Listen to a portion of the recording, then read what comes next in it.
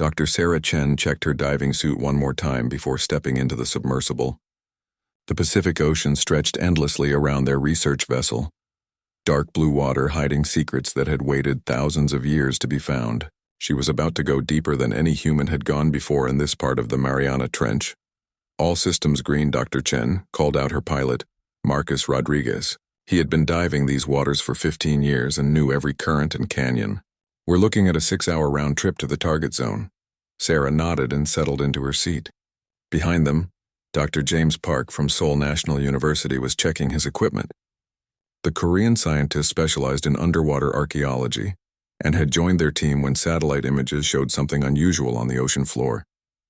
The images were strange, too regular to be natural rock formations, too big to be anything humans had ever built. The submersible began its descent through layers of ocean that grew darker and colder with each passing minute. Schools of fish gave way to stranger creatures that lived in the deep places of the world. Jellyfish drifted past like ghosts, and odd fish with glowing eyes peered at them through the porthole windows. 2,000 meters down, Marcus announced. Still good on all systems. Sarah watched the sonar display as they descended. The ocean floor was still 4,000 meters below them, but she could already see the outline of their target. It was massive, much bigger than the satellite images had suggested. The shape was wrong for a natural formation. Too smooth, too straight, with angles that nature never made. "There," Dr. Park said suddenly, pointing through the front window. "Do you see it?" Sarah pressed her face to the glass. In the submarine's powerful lights, she could make out what looked like a ridge of metal, buried under centuries of sand and sea life. But as they got closer, she realized it wasn't a ridge at all. It was the edge of something enormous, something that had been hidden under the ocean floor for a very long time. "Dear God," Marcus whispered. "What is that thing?" The submersible's light swept across what was clearly the hull of a ship, but not like any ship Sarah had ever seen. The metal was dark gray and seemed to absorb their lights rather than reflect them. Barnacles and coral had grown over much of the surface, but in places the original hull showed through.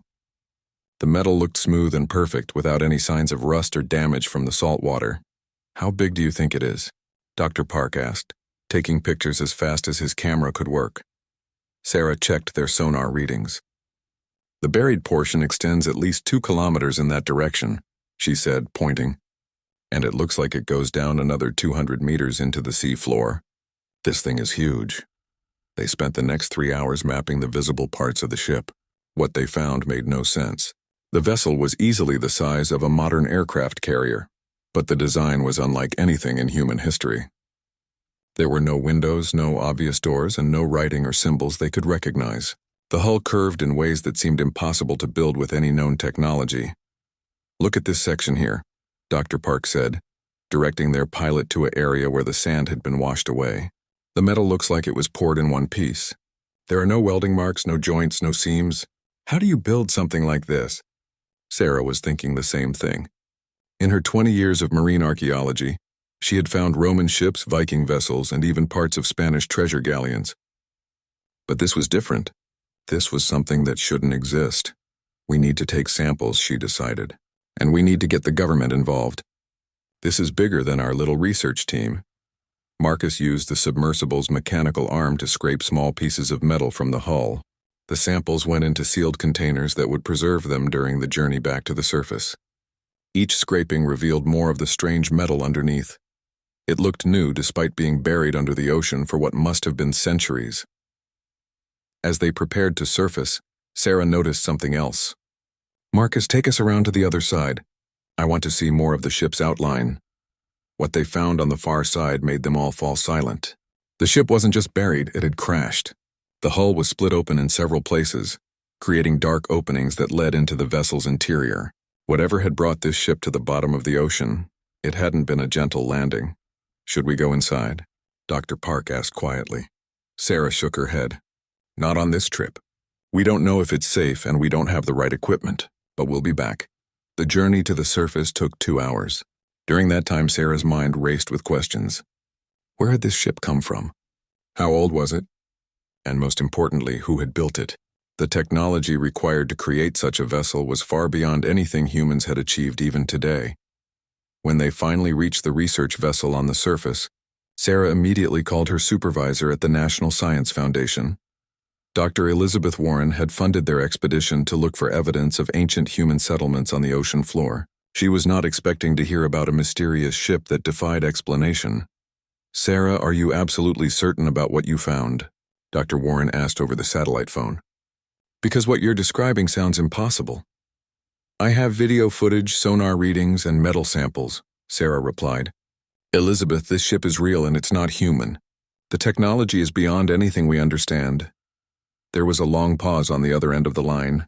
"Don't talk to anyone else about this. Don't publish anything. Don't even tell your families. I'm making some calls. You're going to have visitors very soon." Those visitors arrived the next morning. 2 helicopters landed on the deck of their research vessel, carrying military personnel and scientists from several government agencies. Sarah recognized Dr. Michael Torres from NASA and Dr. Linda Chen from the Department of Defense.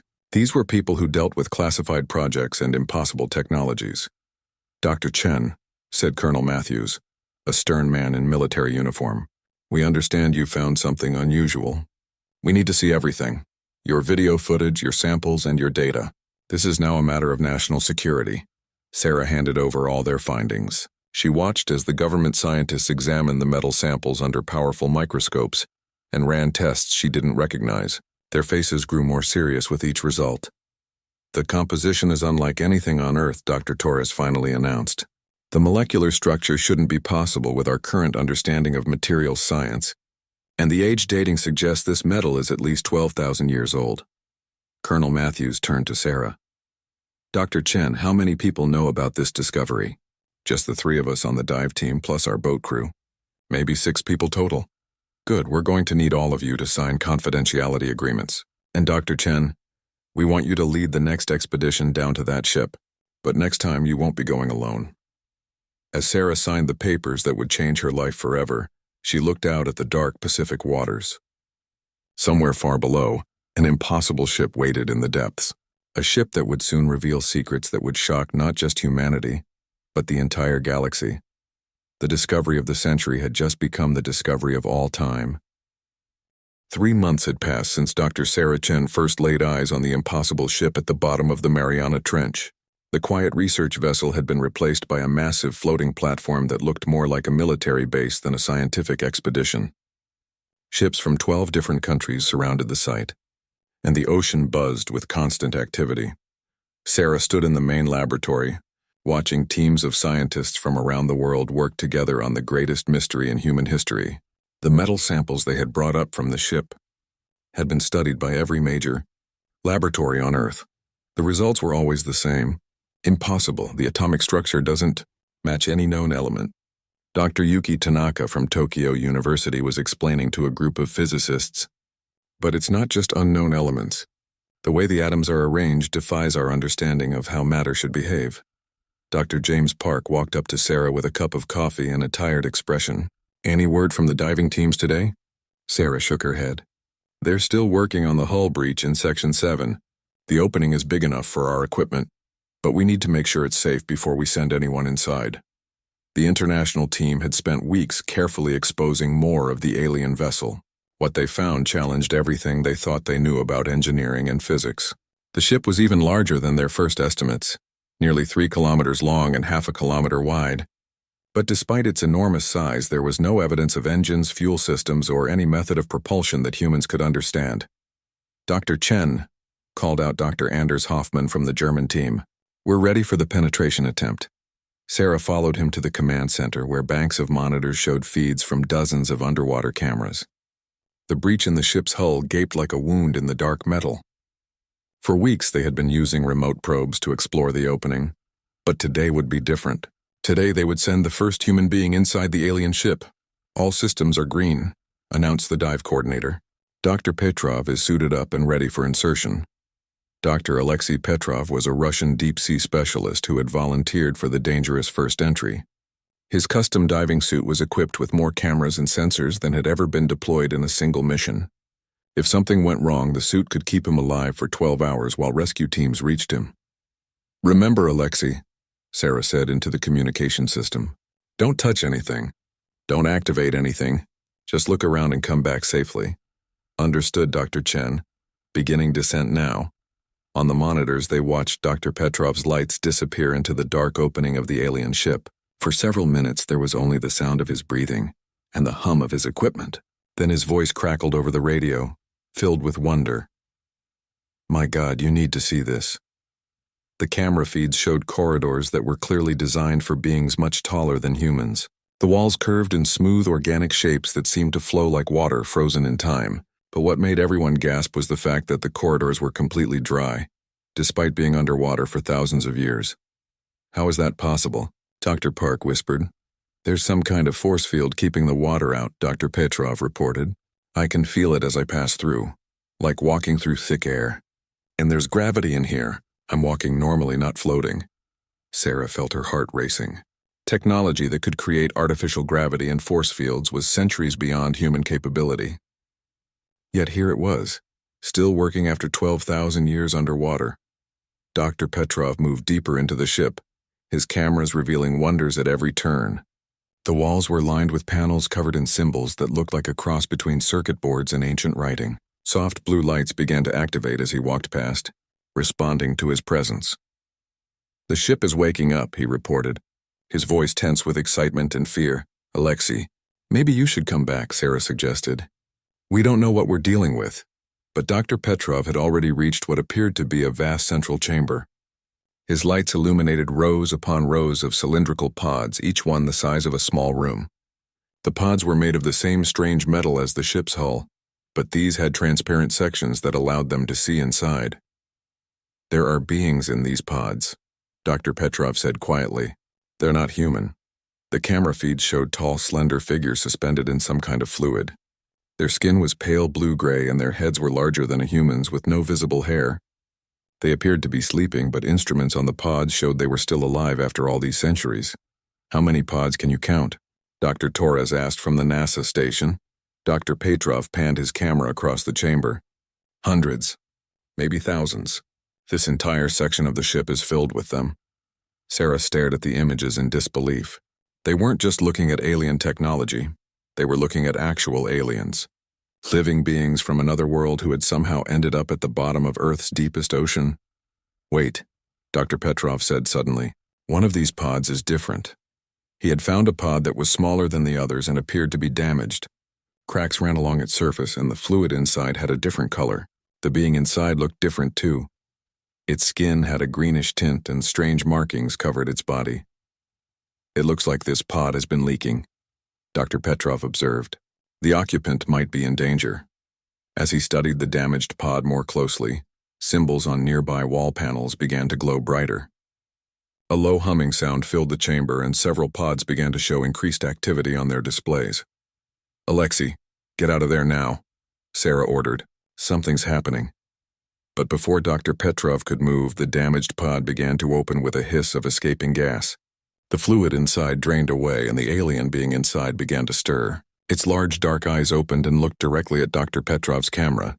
The being tried to sit up but was too weak. It opened its mouth and made sounds that might have been words but in a language no human had ever heard. Its hands moved in what seemed like gestures as if it was trying to communicate something urgent. It's trying to tell us something, Dr. Park observed. But we have no way to understand. More pods in the chamber began to show signs of activation. Whatever Dr. Petrov's presence had triggered, it was spreading throughout the ship. Lights were coming on in sections that had been dark for millennia, and the ship's systems were waking up after their long sleep. The whole ship is powering up, reported the surface monitoring team. We're detecting massive energy readings from the wreck. The alien being in the damaged pod was becoming more active, pointing at other pods and making urgent gestures. It seemed to be warning them about something, but the language barrier made communication impossible. We need linguists down here, Sarah decided, and we need to establish some kind of communication protocol. These beings have been asleep for 12,000 years. They're going to wake up in a world completely different from the one they left. Dr. Petrov carefully backed away from the opened pod, but the alien being called out to him with sounds that conveyed universal emotion, fear, urgency, and desperation. It was trying to warn them about something important enough to overcome its weakness and confusion. As the first human-alien contact in history continued in the depths of the Pacific, None of them realized that they had just awakened beings who carried knowledge of horrors beyond human imagination. The sleeping aliens were not explorers or conquerors, they were refugees, fleeing from something so terrible that it had driven them across the galaxy to hide in Earth's deepest waters. And somewhere in the dark spaces between stars, that same horror was already beginning to turn its attention toward the small blue planet that had dared to wake the survivors. Dr. Sarah Chen had not slept properly in 4 days. The alien being they had accidentally awakened was now living in a specially constructed chamber on the research platform, and every hour brought new challenges that no human had ever faced before. The being had told them his name was Zak Thul, though it had taken 3 days of careful work with computer translation programs to understand even that much. He was tall, nearly 8 feet when standing, with the pale blue-gray skin they had seen in the pod. His large dark eyes seemed to hold depths of sadness that made Sarah's heart ache just looking at him. "He's learning English faster than we expected," Dr. Emily Rodriguez, their lead linguist, reported during the morning briefing. "His brain seems designed to process languages quickly. But Dr. Chen, what he's trying to tell us, I'm not sure we want to believe it." Sarah looked through the observation window at Zak Thul, who was sitting quietly in his chamber, staring at images of Earth that they had shown him on a computer screen. When he had first seen pictures of human cities, forests, and oceans, he had begun to weep, a sound that was hauntingly similar to human crying. "What has he told you so far?" Colonel Matthews asked. The military officer had been growing more impatient as the days passed without clear answers. Dr. Rodriguez pulled up her translation notes. "He keeps using a phrase that roughly translates to the great emptiness or the consuming void. He seems to be trying to warn us about something, but his language has concepts we don't understand. What about his people, the ones still sleeping in the ship?" "That's where it gets complicated," Dr. Rodriguez said. "According to Zak Thul, they're not sleeping. They're hiding. The ship isn't a vessel for exploration or colonization. It's a refugee ship. They were running from something." Sarah felt a chill run down her spine. Running from what? Before Dr. Rodriguez could answer, an alarm sounded throughout the platform. Dr. Park's voice came over the intercom. "Sarah, you need to get down to the alien chamber immediately. Zak Thul is having some kind of reaction to the news broadcasts. We've been showing him." Sarah hurried down to the chamber where they had been gradually introducing Zak Thul to human civilization through television and internet feeds. The alien was standing in front of the monitor, his long fingers pressed against the glass, making sounds of distress. "What's wrong with him?" Sarah asked the medical team. "We were showing him news from around the world," Dr. Martinez, the team psychologist, explained. "Stories about human achievements, space exploration, our cities. But when he saw the footage of our space telescopes and radio arrays, he became agitated." Sarah looked at the screen, which was showing images from the Hubble Space Telescope. Zak Thul turned to her and began speaking rapidly in his own language, then switched to the broken English he had learned. "Stars. Gone," he said, pointing at the screen. You call to them. Dangerous, very dangerous." "What stars are gone?" Sarah asked gently. Zak Thul struggled with the words. "Home stars. Empire stars, all consumed." He made a gesture that looked like something being swallowed. Silence comes. Always comes. Dr. Rodriguez arrived with her translation equipment. "Zak Thul, can you tell us about your home? About your people?" The alien being was quiet for a long moment, as if gathering courage to speak about something terrible. When he finally began, his voice was filled with an ancient grief. "Keth Mori," he said, touching his chest. "We were great. Many worlds, many stars, ships like mountains, power like your suns." He gestured to the computer and Dr. Rodriguez helped him access a drawing program. With remarkable skill, Zak Thul began to create images that left everyone speechless. He drew vast cities that spanned entire continents, ships that dwarfed Earth's largest vessels, and technologies that looked like magic made real. "Your people built all this?" Sarah asked in amazement. Zak Thul nodded sadly. Billion Keth Mori. 1,000 worlds? We travel between stars like you travel between cities." He struggled for the word. "We were masters of space, masters of time, masters of matter itself. What happened to them?" Zak Thul's expression grew dark. He drew another picture, a spreading darkness that seemed to swallow his beautiful cities and ships. Silence came. Started small. One planet. We thought disease or war. Sent ships to help. He drew more images, showing rescue fleets approaching the infected world, only to be consumed by the same darkness. Ships and gone, not destroyed, gone like never existed. We send more ships. Same thing. More worlds. Silence. Dr. Park leaned forward. This silence, what is it exactly? Not thing. Zakthul struggled with the concept. Gersdion thing is taking away existence. Making never was. He drew a galaxy full of stars, then began erasing them one by one. Spreads. Always spreads. Cannot fight. Cannot stop. Can only run. Sarah felt her blood turn cold. How many worlds did you lose? All, Zakthul said simply. All worlds. All ships. All billion Kethmori. He touched his chest again. Only we few escape. Come to Edge Place. Small world of water. He gestured around them. Earth. The room was silent except for the hum of electronics. Sarah tried to process what she was hearing. An entire galactic civilization, more advanced than humanity could imagine, had been completely destroyed by something they called the Silence. But how did you end up at the bottom of our ocean? Colonel Matthews asked. Zakthul created new drawings showing their ship fleeing through space, damaged and dying. Ship broken in escape. Quantum drives failed. He struggled with technical terms. Cannot control landing. Crash in deep water. Most pods damaged. Most of my people died in crash. How many of you are left? In pods. Maybe 300. Maybe less. We sleep and wait and hope silence does not find us. Dr. Rodriguez asked the question everyone was thinking. Zakthul, how long ago did this happen?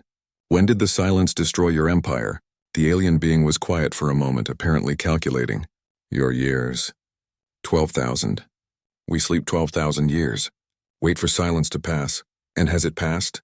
Sarah asked, though she dreaded the answer. Zakthul looked at the images of Earth's radio telescopes and space programs on the monitor. His expression was filled with a terror that transcended species. You send signals to stars. You look far with your seeing machines. You make noise in the dark between worlds. You mean our radio signals and space exploration? Yes, you call to the dark.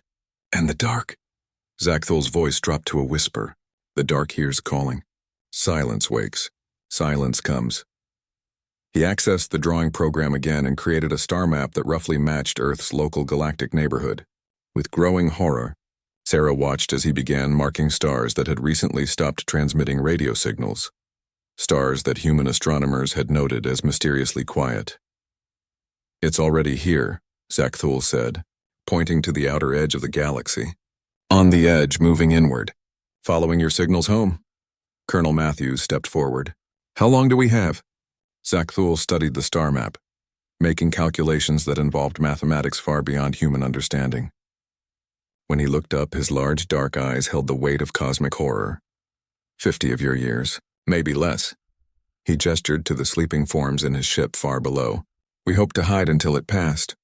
But you made too much noise. Now it knows this world exists. Now it comes to make Earth never was. Sarah sank into a chair, overwhelmed by the implications. Humanity had just discovered it wasn't alone in the universe, only to learn that the universe was haunted by something that could erase entire civilizations from existence. And by exploring space and sending radio signals into the cosmos, humans had inadvertently called down doom upon their own world. There has to be something we can do, she said desperately. Some way to fight this silence. Zakthul looked at her with an expression that might have been pity. Kethmori tried to fight. Had weapons that could shatter moons, shields that could stop supernovas. Made no difference. Silence does not fight. Silence makes fighting never happen. Makes fighters never exist. As the full weight of humanity's situation settled on the room, Sarah realized that the discovery of alien life had become something far worse. The discovery that existence itself was not safe. Somewhere in the dark between stars, something that could unmake reality itself was heading toward Earth, drawn by humanity's innocent attempts to reach out to the cosmos. The greatest discovery in human history had just become humanity's death sentence. 6 weeks after first contact, the International Space Station had been converted into humanity's most important communication hub. Dr. Sarah Chen floated in the zero-gravity environment, watching as Zakthul worked with human scientists to establish contact with something called the Galactic Council. Zakthul had explained that before the silence began consuming civilizations, there had been a loose alliance of different species that shared information across the galaxy. He hoped some of them had survived and might be able to help Earth prepare for what was coming. "The quantum communicator is ready," announced Dr. Lisa Park, James's sister and a quantum physicist from MIT. "But Zakthul, are you sure anyone will still be listening after 12,000 years?" The tall alien adjusted controls that looked like a combination of crystal formations and liquid metal. "Council has emergency protocols. If any survive, they listen for signals from refugee ships. Our ship still transmits beacon." Sarah watched nervously as Zakthul activated the alien communication device. Energy patterns that human science couldn't explain danced through crystals that seemed to bend space itself. For several minutes, nothing happened. Then suddenly the device erupted with sounds and images that made everyone gasp. Multiple alien faces appeared in holographic displays around the room. Some were humanoid like Zakthul. Others were so strange that Sarah's mind struggled to process them. But all of them shared the same expression when they saw Zakthul: shock, followed by desperate hope. "Zakthul of the Deep Reach," one of the beings said in perfect English, its translation device working flawlessly. "We thought all Kethmori were lost. How did you survive? Hidden ship. Deep waters of New World. But I wake now because—" Zakthul gestured to the humans around him. "This world makes noise. Calls to the dark. Silence comes." The effect on the assembled alien council was immediate and terrifying. Several began making sounds of distress. Others started frantically operating devices that Sarah couldn't identify. A being that looked like a crystalline tree spoke up. "How long since you detected silence movement toward the Sol system?" Dr. Torres from NASA stepped forward. "Sol system? You mean our solar system? You know about Earth?" "Your species is known to us," the tree being replied. "Young civilization, but showing promise. We have watched from distance, hoping you would develop wisdom before developing dangerous technologies." "Dangerous technologies?" Colonel Matthews demanded. "What's dangerous about radio telescopes and space exploration?" Another council member, this one resembling a floating jellyfish, answered, "Silence feeds on complexity. Advanced civilizations create quantum disturbances across space-time. Your radio signals, your spacecraft, your satellites, they create patterns that silence can follow." Zakthul had been quiet during this exchange, but now he spoke up. "Tell them about the first encounter. Tell them how it began." The crystalline being's form darkened as it began to speak. "Silence was not always a force of destruction. Long ago, before any of our current civilizations existed, there was an ancient race called the Architects. They were the first to achieve what you might call technological transcendence, the ability to manipulate reality itself at the quantum level." Sarah felt a chill as the being continued. "The Architects grew bored with ordinary existence. They decided to create what they called a perfect universe, one where entropy, chaos, and random events could not exist. They built a machine designed to impose absolute order on all of reality. The machine worked too well, the jellyfish being added. Instead of creating order, it created something that could only exist by consuming order. The experiment turned entropy itself into a conscious, malevolent force. The Architects were the first to be consumed by their own creation." Dr. Rodriguez, who had been taking notes frantically, looked up. "You're saying the silence is artificial? Created by accident?" "Not accident," Zakthul corrected grimly. "Architects knew risks. Chose to proceed anyway. Thought they could control it. Were wrong." The tree being's crystals dimmed further. "For millions of years, silence has spread across the galaxy. It does not destroy civilizations. It makes them never have existed. When silence touches a world, that world becomes a place where life never evolved, where intelligence never developed. But we're still here," Dr. Park pointed out. "If it erases things from existence, how do you remember the civilizations it's consumed?" "Distance," the jellyfish replied. "Silence effect is localized. We remember because we were far enough away when it consumed our neighbors, but the memory fades. Reality adjusts itself to pretend the consumed civilizations never existed. In time, even we will forget they were ever real." Colonel Matthews leaned forward. "How many civilizations has it destroyed?" The silence that followed was answer enough. Finally, the tree being spoke. Thousands, maybe tens of thousands. We only know about the ones we encountered before they were consumed. There may have been countless others we never knew existed. Sarah felt sick. And there's no way to fight it? Every civilization tries, Zakthul said sadly. Kethamori had weapons that could crack planets in half, ships that could travel faster than light, technology that could manipulate time itself. None of it mattered. Silence does not fight. It simply makes the fighting never happen. A new voice joined the conversation, a being that looked almost human but with silver skin and multiple arms.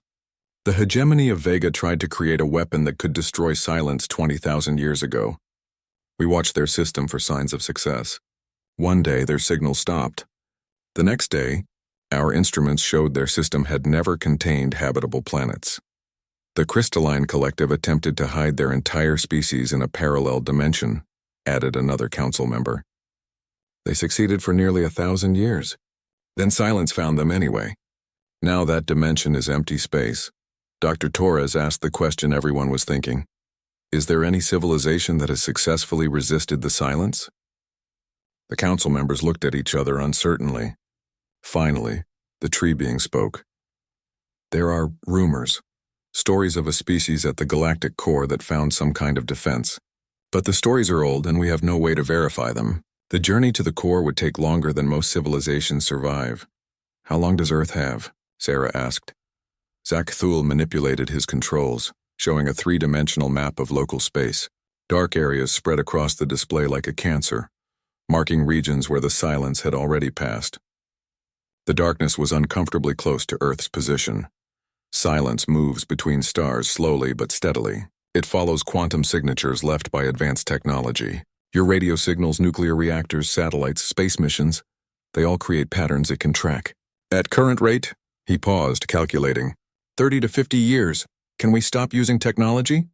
Colonel Matthews asked desperately. Go dark, hide like you did? The jellyfish being made a sound that might have been laughter if it weren't so sad. Your species has already passed the threshold. Too much technology, too widespread.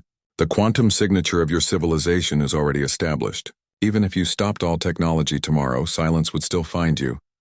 Sarah slumped in her chair, overwhelmed by hopelessness. So we're doomed. Our entire species, our entire world is going to be erased from existence and there's nothing we can do about it. Perhaps, the tree being said carefully. But your species is unusual. How so? Most civilizations follow predictable development patterns. They progress from simple tools to complex technology in orderly stages. But humans, the beings seem to struggle with the concept. Humans are chaotic, unpredictable. You develop technologies in random order, often before you understand the principles behind them. You create art for no practical purpose. You make illogical decisions based on emotion rather than efficiency. Zakthul nodded slowly. Kethamori observed this too. Humans do not fit patterns, very messy civilization. Why does that matter? Dr. Park asked. Because, the tree being continued, silence feeds on order and complexity. It can predict and counter organized resistance.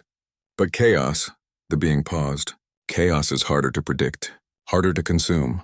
A spark of hope flickered in Sarah's chest. Are you saying our unpredictability might help us? We do not know, the jellyfish admitted. No species as chaotic as humans has ever encountered silence before. You might be consumed as easily as any other civilization, or you might be the random factor that finally breaks the pattern.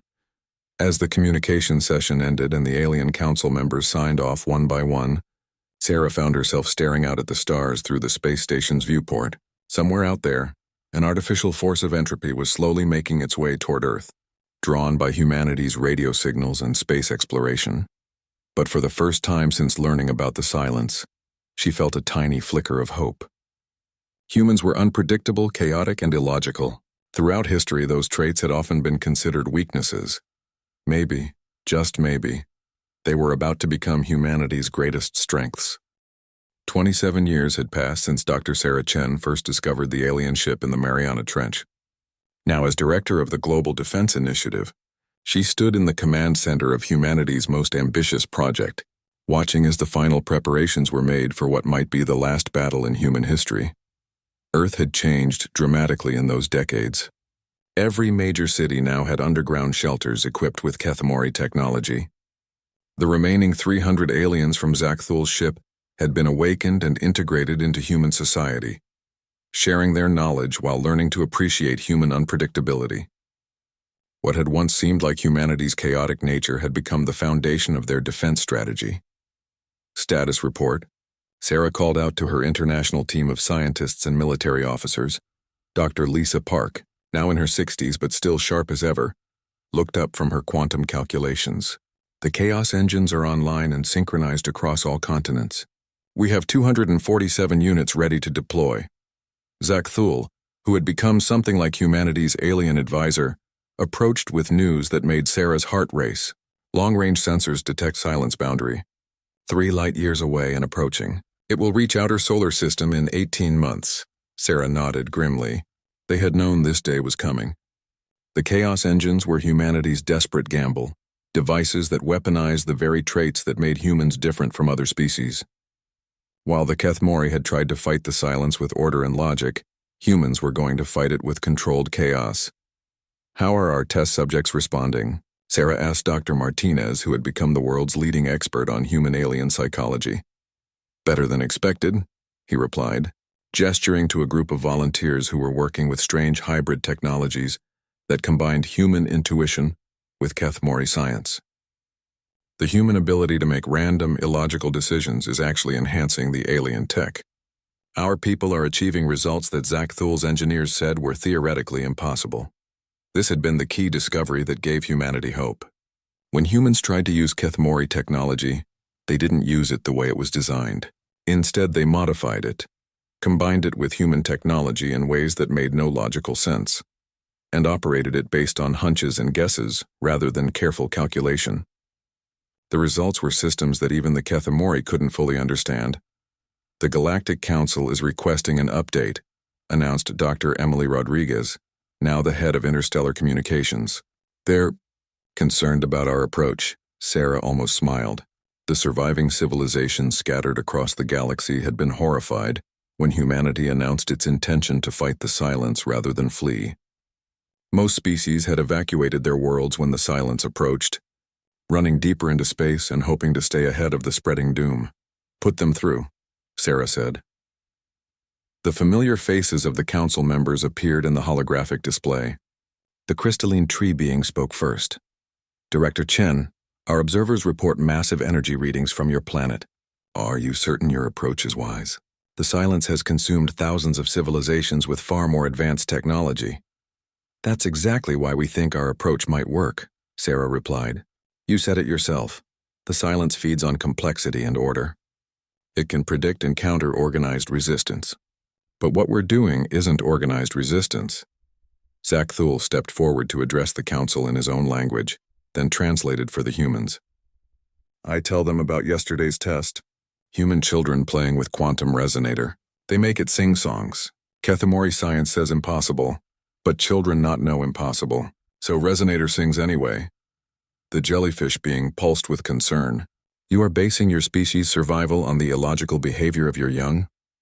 Not just the young, Dr. Park interjected. We've discovered that human creativity, emotion, and irrationality actually generate quantum signatures that don't follow any known patterns. When we combine that with Kethmori technology, we get results that shouldn't be possible according to physics. Sarah pulled up a display showing Earth's current quantum signature. Where other planets showed orderly, predictable patterns, Earth now radiated a chaotic mix of frequencies that seemed to shift and change randomly. The silence tracks civilizations by their quantum patterns, she explained, but our pattern keeps changing in ways that can't be predicted. We're not just hiding from it, we're actively confusing it. A new voice joined the conversation, a species they had never encountered before, appearing as a swirling mass of energy. Humans of Earth, we are the Remnant Collective. We have been monitoring your activities with great interest. Your approach is indeed unprecedented. Who are the Remnant Collective? Sarah asked. We are what remains of 17 different civilizations that were consumed by the silence. The energy being replied. We exist in the quantum foam between dimensions, neither fully real nor fully erased. We have watched the silence consume world after world, and we have never seen anything like what you are attempting. Zakthul looked puzzled. How do you still exist if silence consumed you? We learned to partially phase ourselves out of reality when the silence arrived. We are less than we were, but more than nothing. We exist in the spaces between thoughts and the gaps between heartbeats. And from this perspective, we can see something that corporeal beings cannot. What do you see? Sarah asked. The silence is afraid, the remnant said. For the first time in millions of years, it has encountered something it cannot predict or understand. Your chaotic nature creates quantum static that interferes with its ability to unmake reality. It approaches your system slowly, cautiously, trying to analyze and counter your defenses. The tree being's crystals brightened with what might have been hope. You mean the humans might actually have a chance? More than a chance, the remnant replied. The silence works by imposing absolute order on reality, but humans create absolute disorder. When these forces meet, the result is... The being paused as if searching for words. Unprecedented. Sarah felt a surge of fierce pride in her species. When will we know if our plan is working? Soon, Zakthul replied, checking his instruments. Silence will reach Jupiter orbit in 6 months. That is when real test begins. The months that followed were the most tense in human history. Every day brought new reports of the silence's approach. The outer planets went dark one by one, not destroyed but simply ceasing to exist in any meaningful way. Long-range probes sent back increasingly disturbing data, showing regions of space, where matter itself seemed confused about whether it should exist, but humanity's response was unlike anything the galaxy had ever seen. Instead of organizing military resistance or fleeing in panic, humans threw parties. Street festivals celebrated the approaching end of the world with music, art, and dancing. Children drew pictures of the silence and made up silly songs about it. Artists created sculptures that were intentionally nonsensical, and scientists conducted experiments based on dreams and random hunches. The chaos engines amplified all of this creative disorder, broadcasting it into space as a kind of quantum noise that interfered with the silence's ability to function. For the first time in cosmic history, entropy was fighting entropy. When the silence finally reached Earth's orbit, something unprecedented happened. The force that had consumed thousands of civilizations simply stopped. It surrounded Earth like a storm that couldn't decide which way to blow, its absolute order clashing with humanity's absolute chaos. The quantum readings are off the charts, Dr. Park reported from the command center. The silence is trying to unmake us, but every time it starts the process, our chaotic nature changes the quantum signature it's trying to target. On the view screen, they could see the silence itself for the first time, a region of space where stars went out and came back, where the laws of physics seemed to be having an argument with themselves. But around Earth, the darkness flickered and wavered, unable to find purchase. It's working, Sarah breathed. We're actually confusing it. Zakthul was studying readings that showed the silence's behavior patterns. Not just confusing. I think it is learning from you. Learning what? That chaos is not enemy of order. That unpredictability is not failure of logic. Your species shows that randomness can be beautiful. Over the following weeks, something remarkable happened. The silence began to change. Instead of absolute order, it started to incorporate elements of randomness. Instead of erasing civilizations completely, it began to leave traces, memories, possibilities. The energy beings of the remnant collective suddenly became more solid, more real. It is returning us to existence, they reported in amazement. The silence is learning to create instead of only destroy.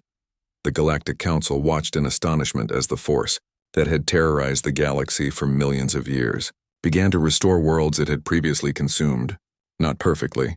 The restored civilizations were different, changed, but they were alive and real again. How? The tree being asked during an emergency council session. Sarah looked out at the stars where the silence now moved like a cosmic gardener, planting new possibilities instead of harvesting order. We taught it that chaos isn't the enemy of existence, it's part of what makes existence worthwhile. Zakthul nodded slowly. Humans did not defeat silence. Humans befriended it, showed a different way to exist.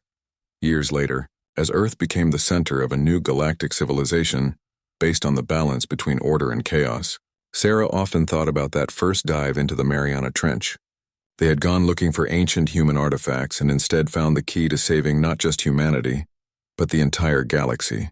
The universe was vast and full of wonders, but sometimes the greatest wonder was simply the ability to see beauty in randomness, to find hope in chaos, and to teach even entropy itself that destruction wasn't the only way to exist. Humanity's greatest gift to the galaxy hadn't been their technology or their courage. It had been their beautiful, chaotic, utterly unpredictable way of being human.